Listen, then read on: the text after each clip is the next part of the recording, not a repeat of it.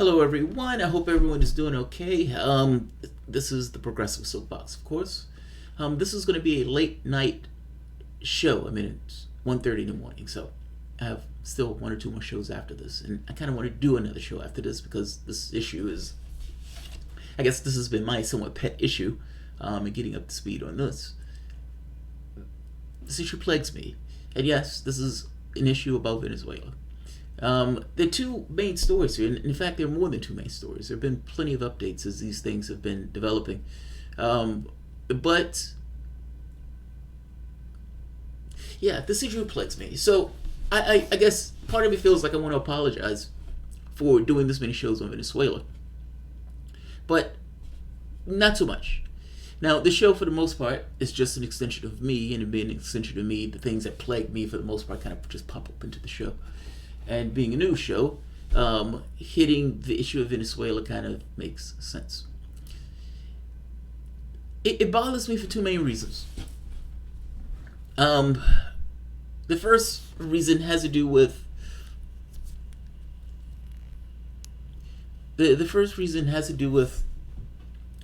Jesus Christ. I lost my train of thought.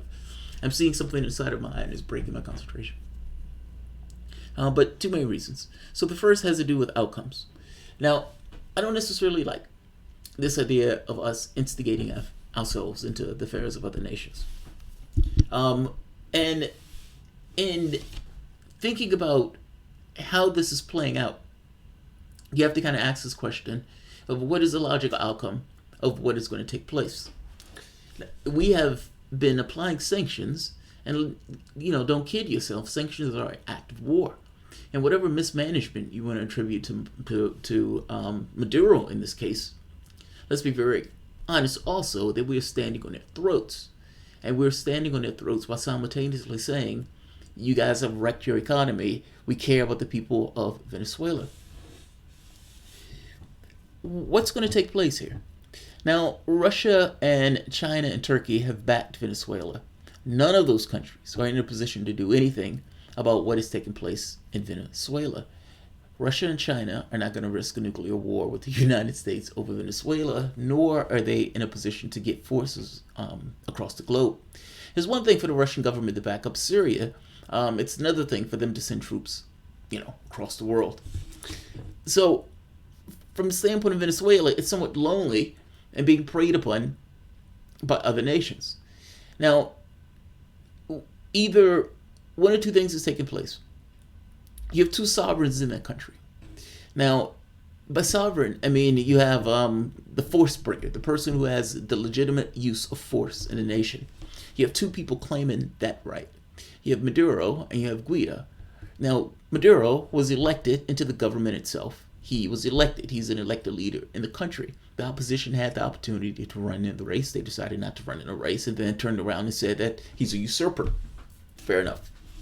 Guaidó, who declared himself interim president, just self-declared, and Western powers turned around and says, yeah, that's right. That guy's right. That random guy that nobody knows is president. Fair enough. But if both people are claiming the mantle of president, both sovereigns are looking at it as they have the right of use of force.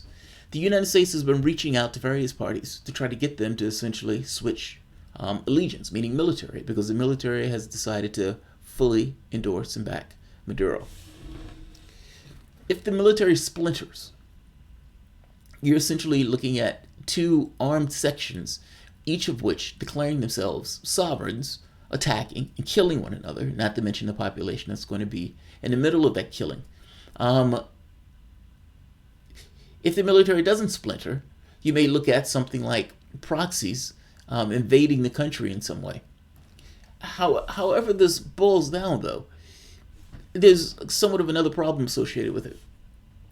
The person who's in the country and is getting help from the United States, it makes all the sense in the world for the Maduro government to put that person in prison. That person is openly committing treason. You have a person who's in your country that wasn't elected screaming at the height of his lungs that he's president. And you have foreign forces that are enemies, like open enemies, looking to topple the government itself. And in those open enemies, that person has been collaborating with those open enemies. The person is an enemy of the state. The person would ideally be put in prison. The United States has said, if you touch him, there will be consequences. Now, the media has been creating a narrative. The media is essentially running with the U.S. narrative.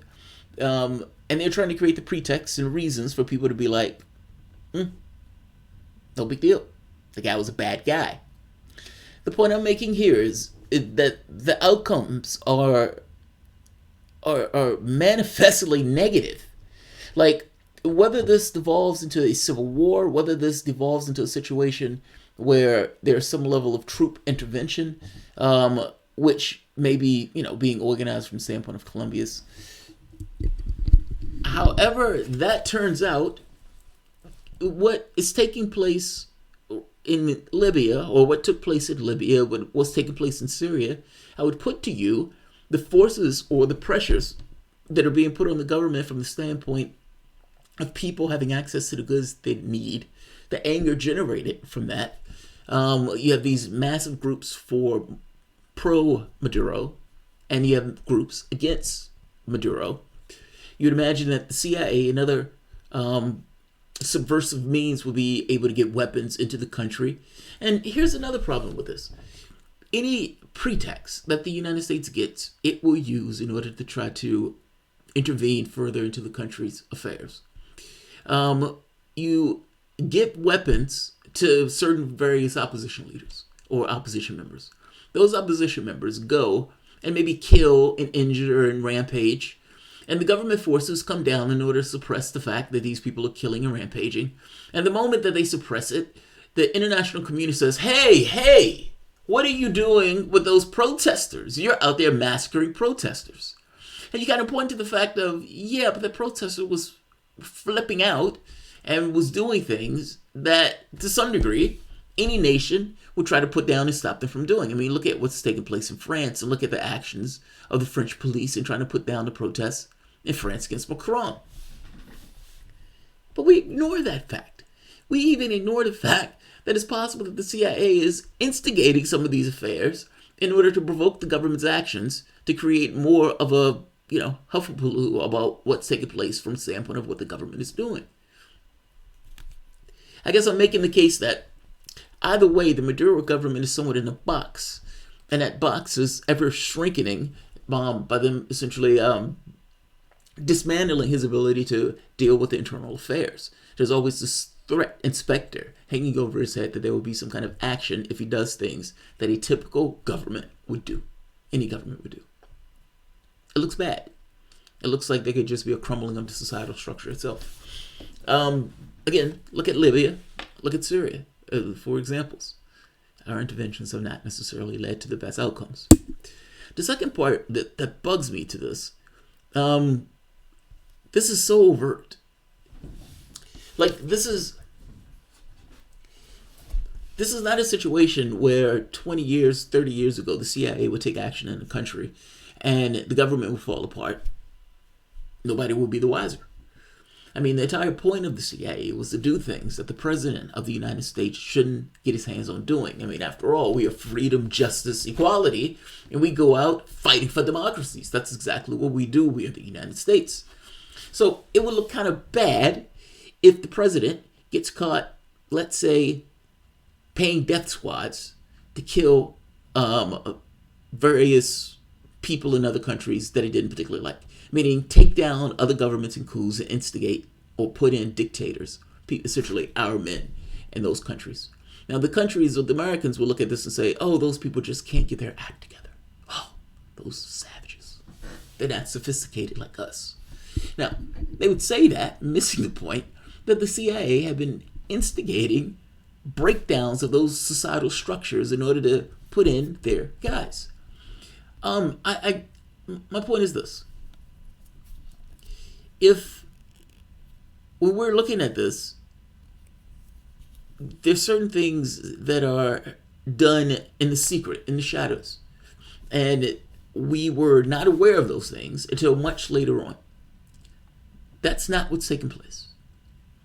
Like, I can't get across how atypical this is. That's not what's taking place. This is not a situation that something happened in secret, in private. There was some kind of breakdown, and you know, and the guy is shuffled out, and the new guy is put in, and it's clean, et cetera, et cetera. And I don't mean clean in the sense of people not being killed. I just mean the president's hands is not necessarily on it in a direct way. Even if there are whispers, there's no way to actually know. That's not what's taking place here.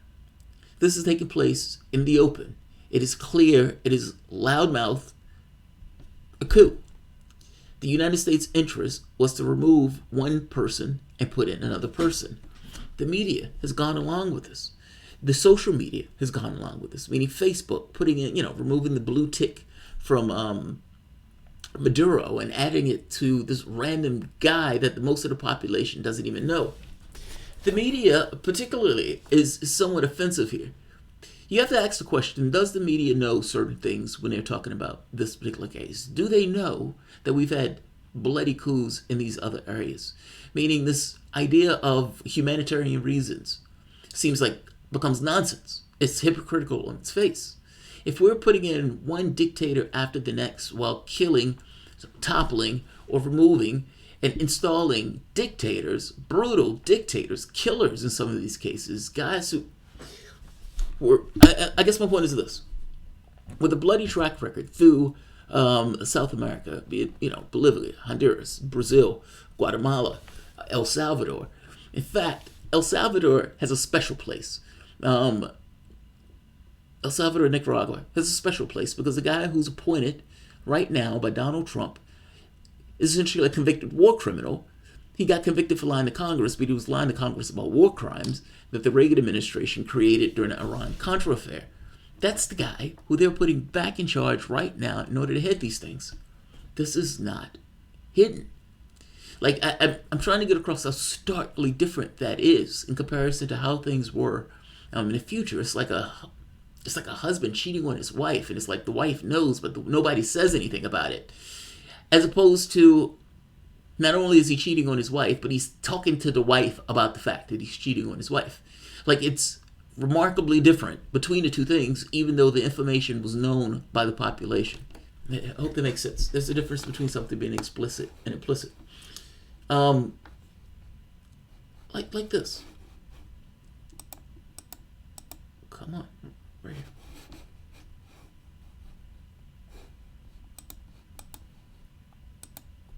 Where is it? So this goes back to 2017, I believe. This was when Mike Pompeo was still part of the CIA. Mike Pompeo comes out. The head of the CIA has suggested that the agency is working to change the elected government of Venezuela and is collaborating with 2 countries in the region to do so. Are you now? The CIA, who's supposed to be doing this stuff in silent, has just come out and said, look, we're trying to get rid of Maduro. This is not secret. This is not one of these things that these guys are keeping private anymore. That should terrify you. Look at this one. Right here. Vice President Mike Pence called Venezuelan opposition leader Juan Guaido to pledge U.S. support the night before he decided to declare himself the country's legitimate president, according to a report. Team Trump had developed a secret plan over several weeks to try to boost President Nicolas Maduro and was in talks with key Venezuelan opposition figures, including 35-year-old Guaido, the Wall Street Journal reported. Pence promised in the last night call, Tuesday, that Washington would back. I don't just call him Guido. It's coming out Guaido, I guess. If seized control of the country's constitution and senior administration official. Guaido, the president's National Assembly, declared the following day that the hard-left dictator's government was illegitimate and he was assuming governmental control. He has a conversation with the United States, an enemy of the country, and in having a conversation with the enemy of the country, he essentially is told, look, if you want to take over, we'll back you. No, you weren't elected, but we'll back you. In which case, that's what took place.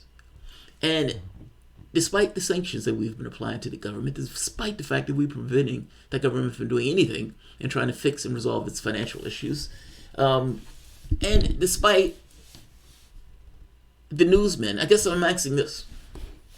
Does Chuck Todd, Jake Tapper, do all these people who are doing the news, do all of them know about the coups that the United States has been involved in? Do all of them know that we've been waging this kind of financial, economic war? It's predatory by its definition. This idea of international law kind of falls away as something that's a fig leaf. I've always said international law is not real. You can't do anything about it, then it's not really a law, is it? And in here you have this kind of naked predation on Venezuela. Like, the humanitarian argument is insane because we've been supported dictators all throughout that region of the world. Even though they keep calling the guy a dictator, the guy keeps getting elected. And whether he's a dictator or not is somewhat irrelevant, seeing as we've supported dictators all throughout the region. We have no issue with dictators. Jesus Christ. This video has gone too long. I guess my issue, it just seems so overt. It's so over the top. And there is a massive level of hypocrisy that the news media has screamed for the last 2 years about Trump and Russia. They've said that Facebook and Twitter ads was the reason that Hillary Clinton lost her $1 billion campaign, her over $1 billion campaign lost to a few thousands of dollars in Facebook and Twitter ads, half of which that went out after the election. Okay, whatever, fair enough. The news can talk about that for 2 years and continue to talk about it to this day. They have found no connection between Trump and Russia, but they continue to look for it. I would make the case that it's probably not there. Now, despite talking about a conspiracy theory about some toppling of democracy itself because Hillary Clinton lost to reality show hosts, the news media can also turn around and say the authoritarian dictator in Venezuela, there are mass protests against him, and he's just clinging to power because he's such a bad guy. And Trump, even though in every other thing we've called him every name but a child of God, in this case, Donald Trump is trying to push him out of power to some degree. But they don't say this with this kind of idea of, well, wait a minute, should the United States be pushing anybody out of power? Why is it okay for the United States to make a determination on who's going to be the leader of somebody else's country? And not just that, what element of law are you using for this? This is naked. It's over the top. It's predation on other countries. It's using your own economic might, in this case of being the United States, in order to put your thumb, you can say your boot on the throat of the country, and then turn around and point to the country and say, look at all the problems you guys are having. It's like, yeah, you got your boot on my throat. Whatever you want to think of Venezuela, my point to you would be that it's none of our business. It's up for Venezuela to make the determination for people of Venezuela. And what is taking place right now is leading to a larger conflict. Take a look at this last story. Right here, what's taking place right now. If back in 1918, the United States passed the Sedition Act. The Sedition Act boiled down to an expansion of the Espionage Act. That expansion of the Espionage Act allowed you could be prosecuted for dogging the war. If you were saying something that was against the United States, against the flag, against the military, anything that could be seen as being anti-American in that way, you could be put in prison for the duration of 20 years. There were thousands of people that were put in prison for this way, including Eugene Debs, who was probably the most notable one, the Socialist Union leader. Under the idea of war, you have this idea that the war is all that matters, especially if there's a potential for the country to not exist at the end of that war. There were plenty of empires that didn't exist at the end of World War I, or at least became fragile. Well, two, Austro-Hungarian and the Ottoman. But you get my point. At that point, the war becomes the thing that matters more than anything else. It becomes the highest priority, and everything else is subordinate to that. So if somebody is dogging the military, or somebody is saying something that may get people to fight less, to get people to feel some kind of way about maybe what the country is doing, that goes against the narrative that the media in the country are conspiring to essentially give to the population, that person could be prosecuted. Like, that's a fantastic dismantling of the First Amendment. And yet, you were at a time of war. What does it look like when your country is being preyed upon by other nations? some in your region, but one particularly, a superpower, that has made its expressed goal in removing the government of that nation. It is literally economic warfare that's been applied against it, but this kind of straightforward, brazen, naked notion of we want your government to collapse, we want you to leave, and we're going to do everything in our power to do so, up into military force, meaning brute force. This has nothing to do with the rule of law. Constitution has nothing to do with this. This has everything to do with neocons with a particular ideology, implementing that ideology, and let's also be honest, getting their hands on the resources of Venezuela. Maduro won't give it to him, but this guy, Guida, will play ball, which is the reason why they're putting him up in the first place. He will be a puppet government pushed by the U.S.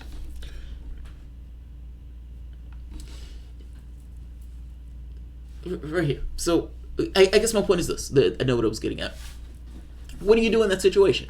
If that's you, if you're in that country and you have other countries that are trying to take you down, you can't necessarily depend on international law to protect you, because international law didn't protect Libya, it didn't protect Iraq, it didn't protect Afghanistan, it didn't protect any of those nations, nor did it protect any of the nations in South America, as one of a coup after the next has been fomented through the 50s, 60s, 70s, 80s, etc. What do? How do you look at the world? I tell you, the first thing that you do, you lock the other guy up, right? They've expelled or tried to expel the diplomats. The United States has said the diplomats aren't leaving. I would argue to you that this is the first act of violence. And you can say, well, nobody put their hands on anybody. But for the most part, the United States has just restrained the state from going through a state function of expelling diplomats. Any nation that's sovereign can expel whoever it wants, especially if they're coming into the country. Your passport or your visa can be revoked. Now, in this case, Maduro went to expel the diplomats. The United States essentially said those diplomats aren't leaving, at which point Maduro relented. He relented because he understood that trying to remove those diplomats would have provoked a confrontation. But that also means, though, that the United States has allowed people who are in the country for bad ends, especially in the country at the standpoint with an enemy, to force its people to remain there against the will of the government of that country. That in of itself is an act of violence. If that makes sense. It's almost like this idea of restraint versus this idea of this kind of direct offense. That restraint, to some degree, is still a show of force and a show of pressure. What do you mean we can't expel our own diplomats? I mean, we can't expel the diplomats of an aggressive, hostile nation. The other part to this, Guaida is being indicted, maybe too strong. Essentially, a probe has been opened for Guaida, and he's been prevented by the court from leaving the country, meaning he's stuck in Venezuela, and they're looking into, I guess you can say, whether or not he's committing treason. Let's be honest, of course he's committing treason. He's been working with an enemy to try to take down the elected government of Venezuela. By definition, that is treason. The Sedition Act in 1918 was putting people in prison just for talking about the war. Venezuela is under hostile threat constantly, and this guy is working with an enemy nation that just so happens to be a superpower. What would you do? Would you put him in prison? Would you put him in prison? The answer is yes. But if you put him in prison, there could be consequences from the United States. I hope you get what I'm saying here. There's a restraint of force here, meaning functions of a nation are no longer the functions of a nation because some outside force is impinging on that nation. That's all I mean. Venezuela targets Guaida with travel probe and asset freeze. Venezuelan government struck back on the self-declared interim president Juan Guaido on Tuesday, with the Supreme Court imposing a travel ban and a freeze on his bank accounts despite a warning from Washington of serious consequences if it did so. Now, again, of course, if you were the government, the elected government of that nation, of any nation, and there was somebody who's declaring themselves the president, self-declaring themselves the president, with a foreign enemy agreeing to the fact that they're president, it makes all the sense in the world that you would want to limit and potentially prosecute that person for war crimes. It doesn't matter what the government is. Every government would do it. Some governments, he'd be shot. So understand what I'm getting at here. The media may put a certain tint on this, like, oh, wow, Venezuela is going after this guy. Venezuela is going after this guy because any government will go after this guy. Some random guy calling himself president. The court also said prosecutors could investigate Guaido and in apparent retaliation for sweeping U.S. sanctions on oil firm PDVSA announced on Monday. The sanctions mean that the state-run company may not be able to fulfill the contracts with North American buyers, the government of President Nicolas Maduro said. Aimed at driving Maduro from power, the sanctions were the strongest measures yet against the 56-year-old former union leader who has overseen economic collapse and the exodus of millions of Venezuelans in years. The measures triggers high global prices, angry responses from China and Russia, and the first serious moves against Guaido since he challenged Maduro's claim on the presidency last week. You have to do something, right? You're supposed to be in charge of that government. You're the active head of that government. There's a guy there who's declaring himself the head of that government. And you, as the elected leader of that government and with control of the military and, for the most part, control of the police force, what are you going to do? Are you going to let him continue to call himself interim president? Because I guarantee you, the longer he does it, the more of a chance you have a chance of splintering the military with elements going over to his side. If you do, however, there may be consequences from an external power that may, instigate themselves militarily into your country. This is not an easy, a thing to kind of navigate. And this is kind of my point where it looks bad in a sense of just naked predation by nations. I mean, this looks like imperial powers going after other nations in these kind of colony formations. They're not even hiding it. They're not even pretending it. It's like, yeah, I get you cheating on me, but do you have to tell me that the person do we have to talk openly about it? So let's see. There is no I in preposterous. There is no I in preposterous. I have a hard time saying that word. Enter Bernie Sanders. I don't know why Bernie Sanders is here. Krillin 876. Bill Maher and Tom Morello of RATM a year ago. He asked Maher about our history of intervention, and Maher dismissed him and said it was okay because it was us. Wow, are you serious? That tells a lot about Bill Maher. Man, that tells a lot about Bill Maher. That kind of explains it, right? That explains Bill Maher's reaction. Or turn over to Guido's spelling. Or turned over to... Did I spell it wrong? Oh, I didn't put Guido in. Rage Against the Machine's genius. The CIA is capitalism's private military. Edward Klein. It does seem that way, right? These are the guys that open up countries. They believe that what they're doing is right, like they're fighting communism, whatever. But it always ends up with a right-wing government, essentially, with privatization and exploitation of the workforce. So it does seem that way. The guy who gets put in office inevitably tends to like or make deals with the U.S. and in making those deals just so happens to be able to give the resources of that land, as opposed to the left-wing government that wanted to use the resources of the land to deal with the people and the population issues. They were being ruthlessly exploited in South America. I mean, it's utterly insane.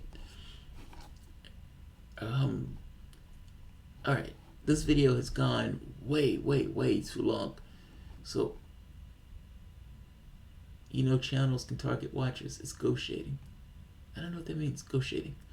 Tabitha Enriquez, $2.5 billion was seized by U.S. and UK banks. It could be used for medicine, foods, etc. Yes, they could, Tabitha. I mean, let's be honest, $2.5 billion for the United States is almost like pocket change. It's like a rounding error.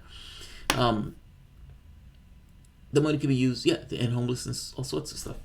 They just don't use it for those things.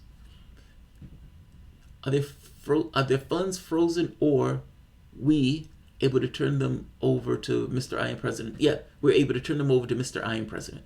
Like, ultimately, that's what Washington did. Washington was turning over the keys to the kingdom to the I am president. That was part of the reason why his assets were frozen. You're not the elected leader of this country, and in not being the elected leader of this country, you're not going to be able to take actions externally as if we don't exist. Even that is mind blowing. Donald Trump and Mike Pompeo, they're just pretending as if the elected government of Venezuela is not even there. It's like we're just going to pretend that they weren't elected. We're going to pretend that that governmental structure doesn't exist, and we're just going to put another guy in, and we're just going to keep dealing with this guy as if the other guy doesn't. This is utter nonsense. Like, this is like mind blowing. This is utterly mind blowing. Talking to people in Venezuela, they don't know better. I can't talk to them about the issue. They only see the plight. They think Maduro stole funds, not that the elites are screwing everyone. Look, this is not an issue to me about whether Maduro is corrupt. Could be. It is not an issue to me whether Maduro is a bad guy, whether Maduro washes his hands after he goes to the bathroom. This is less to me to do with Maduro as opposed to Venezuelans determining for Venezuelans. Not so much that we, the United States, determine for Venezuela. It's none of my business what takes place in Venezuela. They have the government that they want. If they want to create a socialist utopia, then let them create a socialist utopia. It's their business. But that's not the way we see it. Them creating a socialist utopia, meaning we can't get our hand on those access to their supplies, meaning oil or minerals. That would be a problem for us because we have companies that want to ruthlessly exploit the population. Ergo, they need freedom. They need freedom. It's amazing. The assets are able to be frozen because petroleum purchasing is conducted in US dollars. Yes, and Venezuela was stupid to borrow money in a foreign currency and become a dollar zombie stupid. They fucked up. Like, this is not this kind of apologist thing. Venezuela's failure wasn't socialism, though. Let's be clear. And even that, there was no socialist revolution. Like the Chavista revolution, they didn't get rid of private property rights and that type of stuff. They privatized oil. You know, Britons have a national healthcare system. It doesn't make Britain a socialist country. I guess what I'm saying is they're still private enterprise in Venezuela, at least as far as I know. But there's been massive talking points that have been hitting with this stuff. But yeah, fair enough. They made mistakes. That's none of our business. It's none of our business. I thought they quit the dollar and pissed us off. No, I don't think they quit the dollar. In fact, I think their problems is because they're holding dollars. If I'm not mistaken, Trudy. They fucked up not planning for after Chavez. It crippled them. Yeah, and you know, while the oil prices were high, they were able to paper over this stuff. But the United States became a major oil producing nation. This dropped oil prices and adversely affected countries like Iran, Russia, and just so happened Venezuela, since Venezuela was depending on oil prices in order to fund their society. They were using the oil money to invest in the public itself. And so, you know, the moment that the oil money goes down, you have this issue of a gap that you need to make up. Well, yeah, they have problems. I don't think I've heard anybody get away from that point. I think the main thing people make, and the argument that I make, is what takes place in Venezuela. It's none of my business for the United States. And if we're talking about the issue, let's be honest about the issue, that we are openly preying on this country, and openly preying on this country using the fig leaf of this humanitarian angle of, oh, we care so much for the Venezuelan people, and we need to remove this dictator, even though we were perfectly okay with the other dictators in Latin America that we ourselves were installing. The narrative is nonsense. Utter nonsense. All right, I'm going to end this. Yeah, it's like 2 in the morning here. So I'm going to end this. I'm going to be up early to get a few videos in before I leave. I have to have a clinic visit tomorrow that I'm probably not going to go to. So, oh, actually, no, my mom has a doctor's appointment tomorrow. So I'll be doing videos before that, or maybe even after that, probably starting at noon. So I'll see you guys then. If you guys enjoy the content, please feel free to like, share. You can always support through PayPal or Patreon. Thanks all.